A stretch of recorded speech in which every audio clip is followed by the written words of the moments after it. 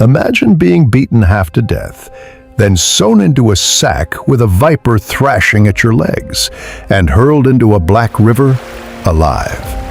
This was Rome's punishment for killing your father, a sentence so cruel it wasn't meant to punish, it was meant to erase. And one young man, Sextus Roscius, was accused of exactly this crime. The crime of killing his own father. His accuser? His own cousin, Capito. His executioner in waiting?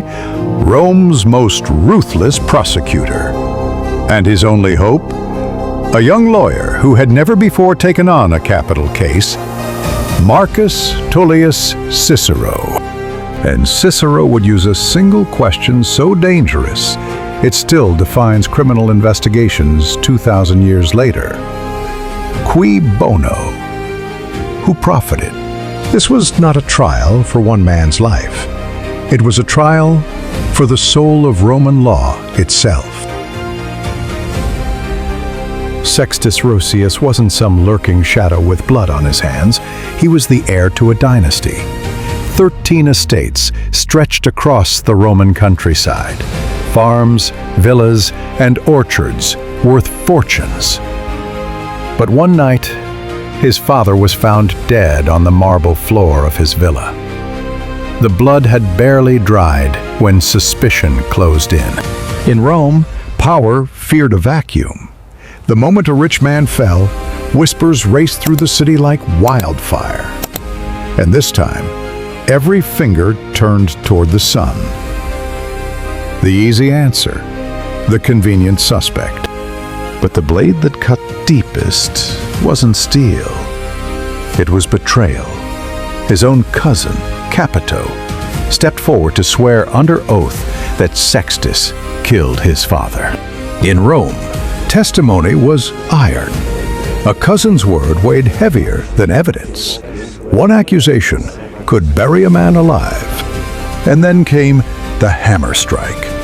The prosecutor, Arusius. His reputation? Rome's attack dog. When Arusius spoke, people listened. And when he roared, people trembled. Arusius thundered that Sextus killed for money, that the 13 estates were motive enough. It didn't matter that Sextus would have inherited them anyway. Logic was irrelevant.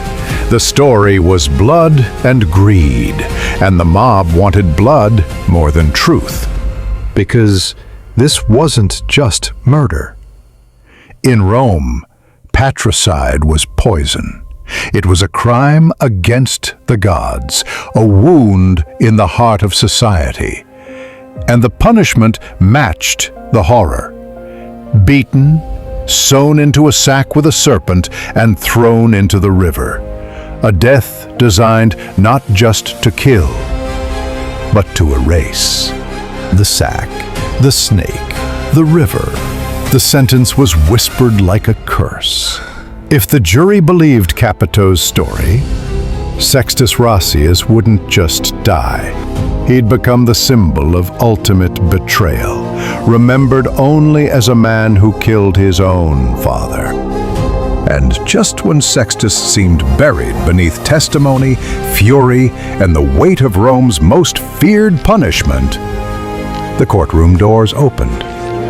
A new figure stepped into the storm, Marcus Tullius Cicero, a lawyer unknown to most, but about to gamble his life on words sharp enough to cut through corruption itself. The court wanted blood. The cousin's testimony was poison. The prosecutor's fury was thunder. Sextus Roscius looked like a man already sentenced. But Cicero didn't fight with noise. He fought with silence. He let the courtroom lean in, wait for words. And then he asked just three. Cui Bono? Cui Bono? Who profited? The words hung in the air like a blade. For centuries, law had asked how and who. Cicero demanded why. Who gained from the death of Sextus's father? Who walked away richer? For the first time, suspicion shifted.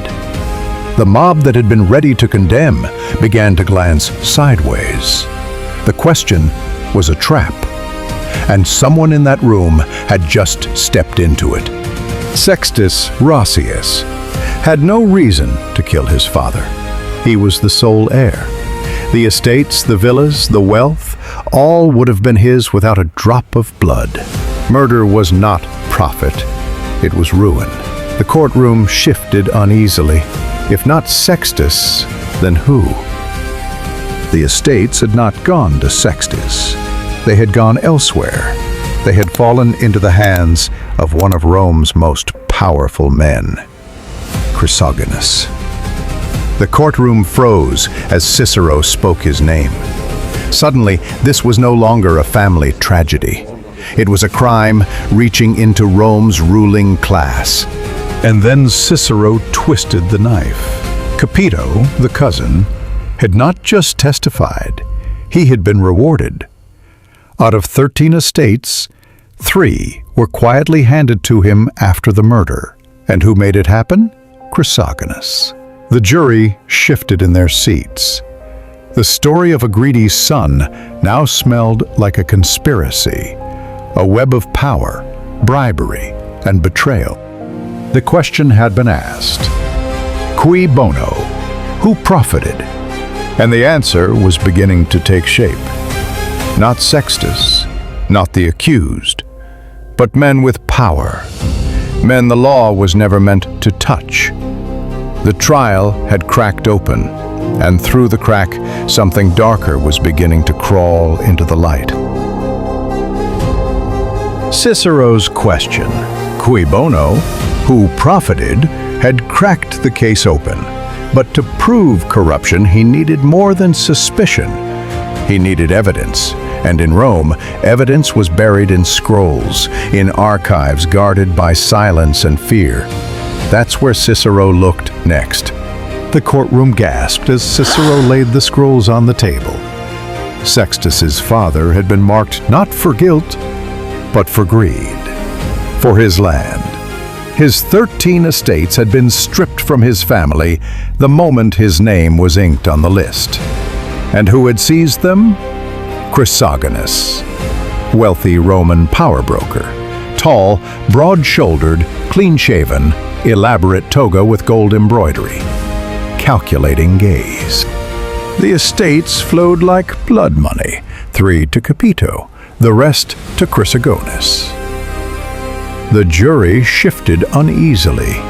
What had begun as a trial of patricide now smelled like state robbery. Cicero had turned the spotlight from a trembling heir to Rome's elite predator class. But exposing Chrysogonus was suicide. This was no ordinary aristocrat. He was tied directly to Rome's ruling dictator, Sulla. To accuse Chrysogonus was to accuse the system itself. The courtroom held its breath. Had Cicero just overstepped? Had a young lawyer dug his own grave? But Cicero did not back down. He stood in the fire and spoke the truth. Sextus was not the killer. He was the pawn. The real crime was power feeding on power. Cui Bono? The answer now had a face, and it was staring straight back at the jury. The courtroom had shifted. Cicero's words were daggers, and the jury could feel where they pointed. Sextus Roscius was not the monster painted by his cousin or the prosecutor. He was the victim, a pawn trapped in a game played by men above him. Capito was suddenly exposed. His testimony smelled of bribery. His reward of 3 estates shone like blood money under the torchlight. For the first time, jurors turned not to Sextus, but to him. And then there was Arucius Rome's attack dog. Cicero's trap had left him muzzled. The jury no longer heard fury in his voice. They heard lies. The man who once commanded fear now looked like a puppet caught with the strings showing. The verdict struck like thunder. Sextus Roscius was declared innocent. Chains fell from his wrists. The punishment of the sack, the snake, and the river was banished from his name. For a moment, Cicero had defied the odds, defied power, and pulled a man back from the mouth of death itself. But Rome never gave full victories. Capito, the cousin, was punished. Yes. Yet Chrysogonus, wealthy Roman power broker, walked untouched. The real architect of the crime sat in his villa, estates piled high, his power unbroken. Rome had devoured justice and left only scraps. Cicero had saved a man, but he had not saved Rome. The law was still a feast for the powerful, carved and eaten by those with gold and soldiers at their back. The sack and the snake had claimed no body that day, but justice itself had drowned in the Tiber. Sextus Roscius walked free, but he carried scars that would never fade. He was no hero, no victor, just a man who had stared into the sack and the snake and lived to see daylight. History barely remembers him. He survived, but survival is not triumph. It is a quieter kind of death. Cicero had made his name. His words had saved a life and carved his legend into history. Yet even he could not pierce the armor of Rome's true elite. Chrysogonus kept his estates, kept his power, and walked away untouched. And so the question remains, echoing across centuries. Cui Bono? Who profits? The names change, the cities change, but the game stays the same. Power feeds on power, and law is whatever the powerful can swallow. Sextus was spared, Cicero was made. But Rome itself? Rome was guilty.